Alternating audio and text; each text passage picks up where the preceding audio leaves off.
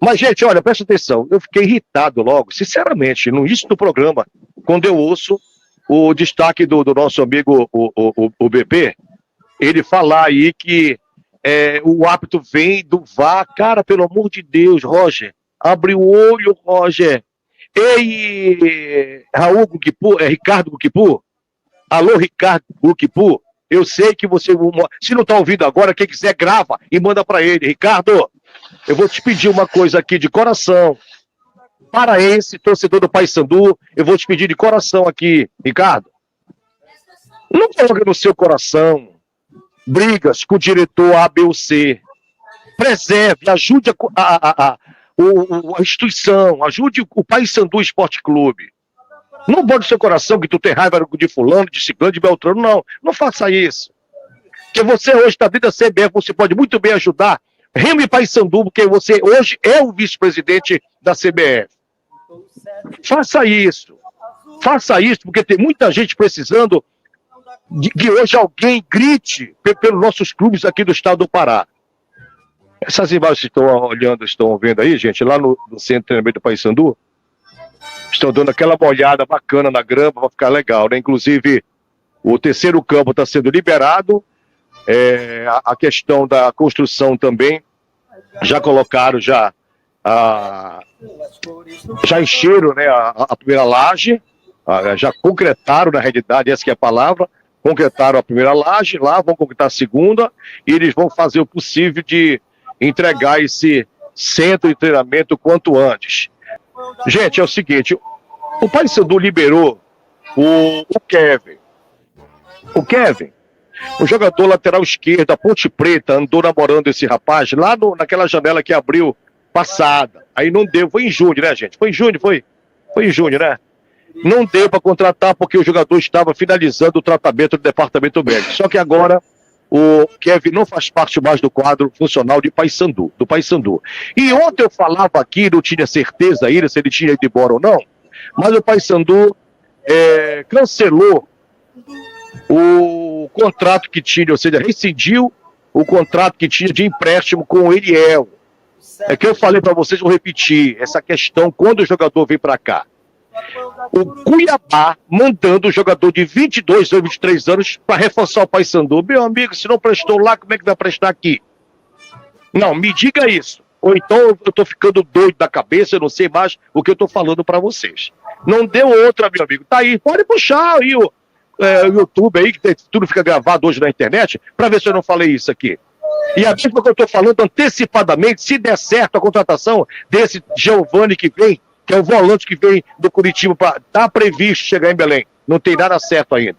Porque o Paysandu também não pode nem contratar ninguém, que tem o negócio do PAN, do VAN aí que ele está devendo, daquele Keffel, entendeu? Então, meu amigo, é complicado realmente a situação.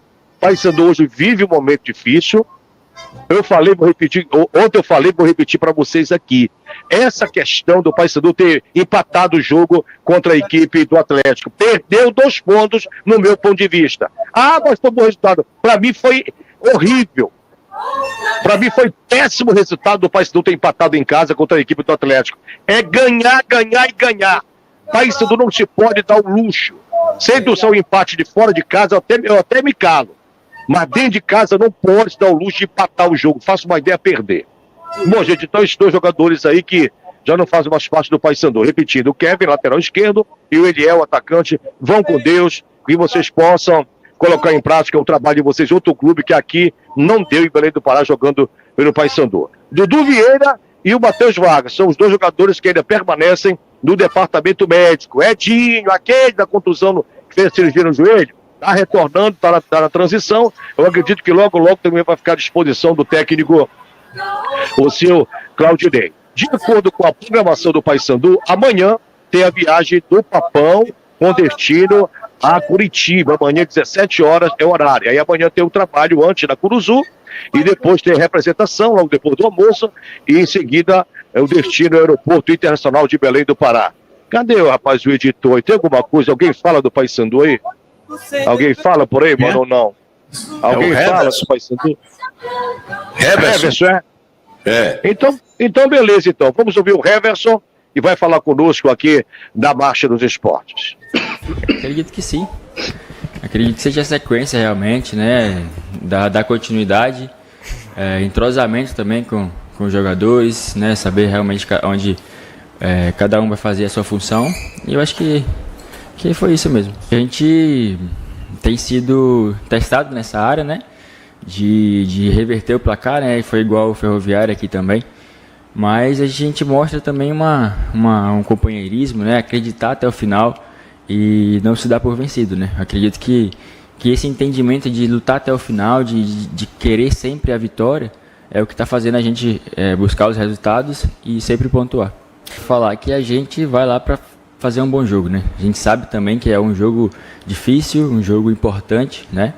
E a gente tem treinado, tem trabalhado para fazer um grande jogo, né? A gente sabe que a gente pode, né, surpreender o adversário, sabe que a gente tem condições de conquistar pontos lá, e é isso que a gente vai.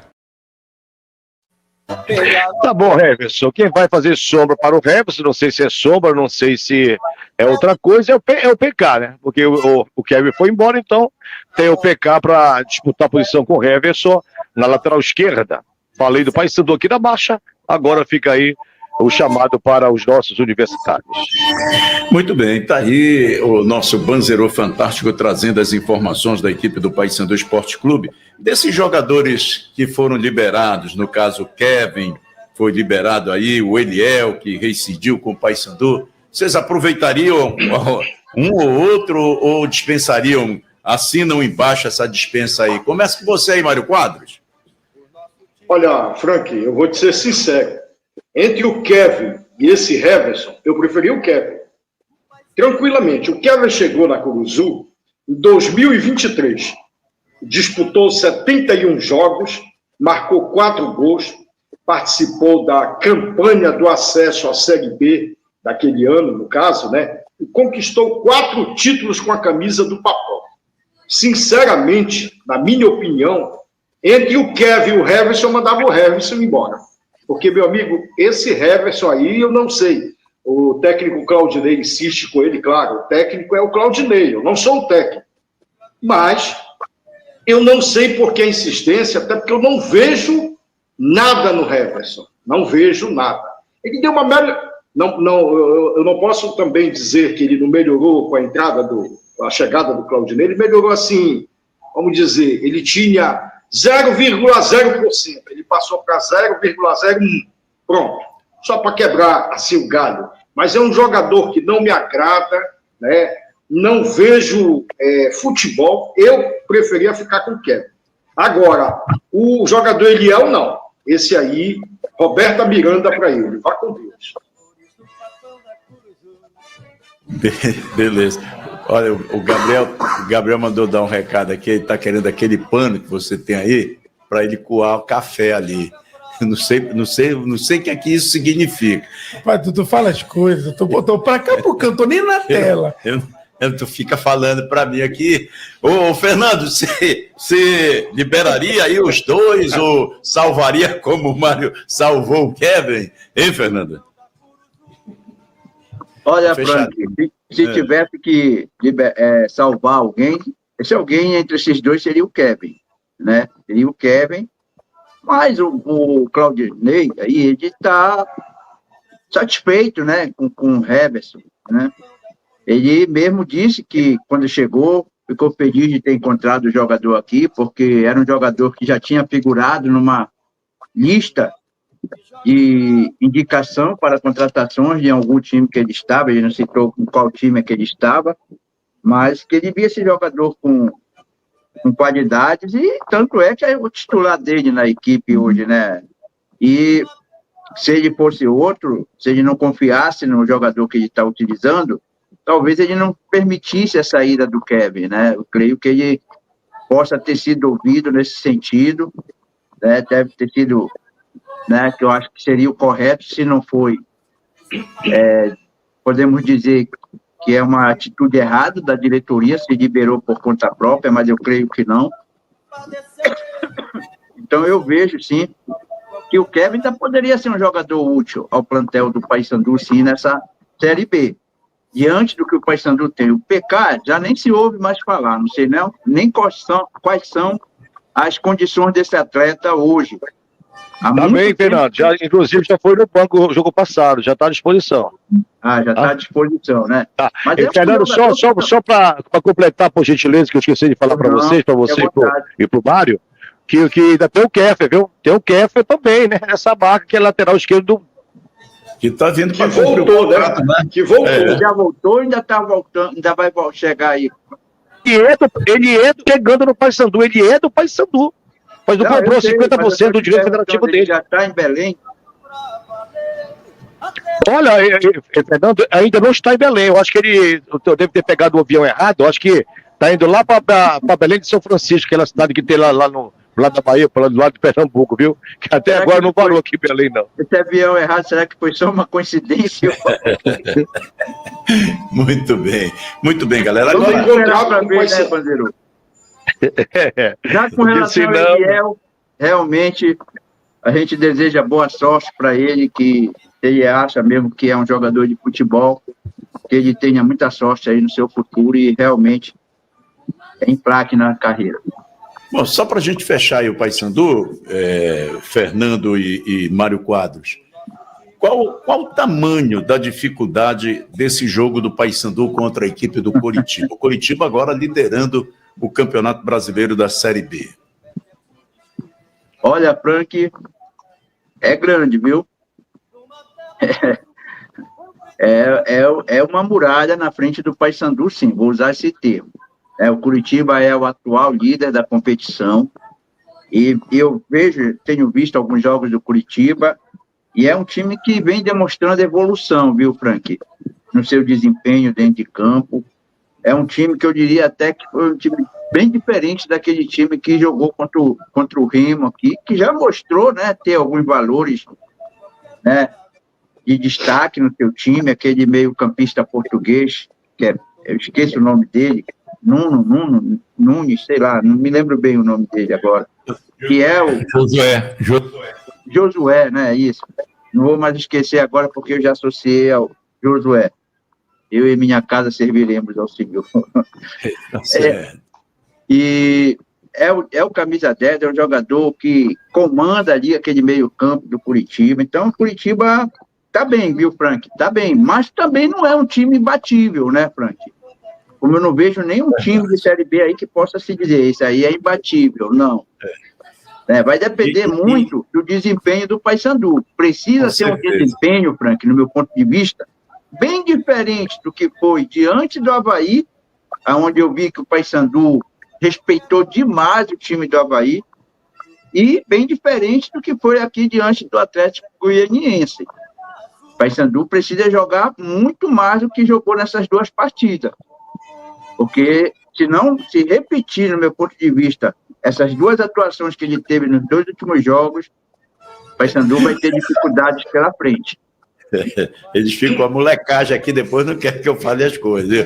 Ele fica com a molecagem. Fernando, com certeza absoluta. Agora, Mário Quadros, para a gente fechar o noticiário do Papão, são esses jogos, assim, com esses clubes grandes, que estão, assim, fortes, que é bom para que o clube que vem capengando se recupere, né, Mário?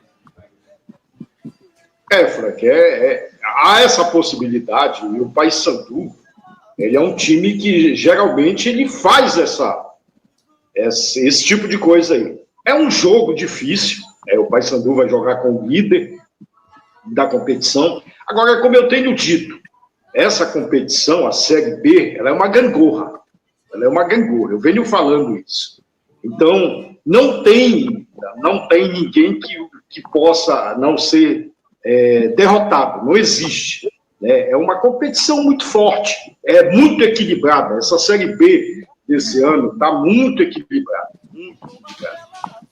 Então, a gente pode dizer que é um jogo difícil para o Paysandu, até porque é lá na casa do adversário, mas não é impossível. Agora, tem tantas dificuldades aí que, além do Paysandu precisar vencer o time do Coritiba, ele ainda, o Coritiba, ele precisa torcer pelo empate do Botafogo com o time de Manaus, né? Com o Amazonas, né? Ele vai ter que, no linguajar aqui nosso, né, ou da torcida, secar. Por quê? Para beneficiar o Paysandu. Porque se o Paysandu ganhar o Curitiba, ele vai a 18 pontos, né? E o time de São Paulo tem 18 pontos, se não me falha a memória, é isso, né, Magno? É isso mesmo. Acho que é isso aí, né? É isso mesmo, né? Pois é. Então o Paysandu vai precisar torcer, a torcida, né, o próprio Paysandu, todo mundo, pelos amazonenses, para tentar derrubar o time de São Paulo, que aí o Paysandu talvez dê esse respiro aí e saia aí, eu acho que da zona, acredito que sim, nesse jogo, ele fica ali na cabeça, por ali assim. É um jogo bem difícil para o Paysandu, mas não é impossível do Paysandu vir com um bom resultado.